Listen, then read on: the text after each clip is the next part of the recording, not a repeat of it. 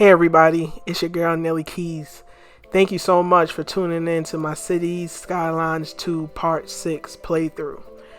So on this one, we're continuing to build this $1 billion revenue city with over 150,000 people as the goal. And one of the things that I'm trying to figure out is districts in this one, because it's important for certain cities services to, in order for them to work efficiently, for them to have particular districts that they are assigned to.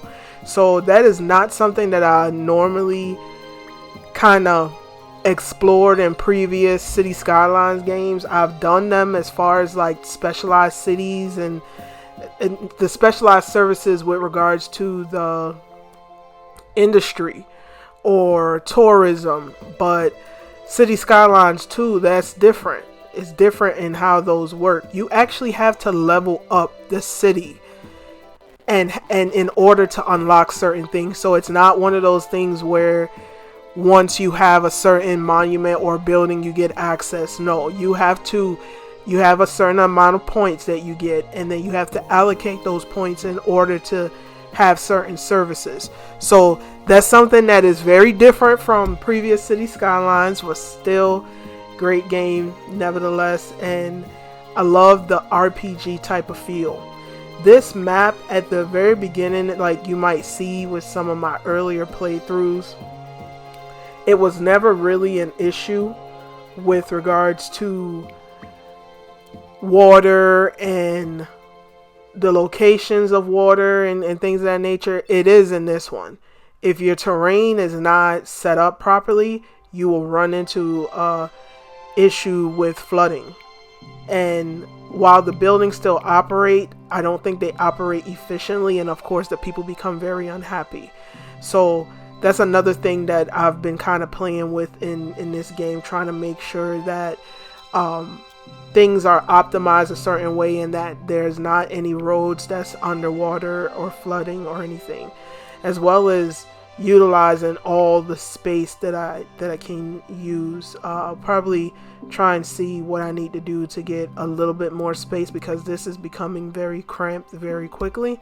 But either way, we will figure it out. To no further ado, let's get into it. And of course, please don't forget to like and subscribe.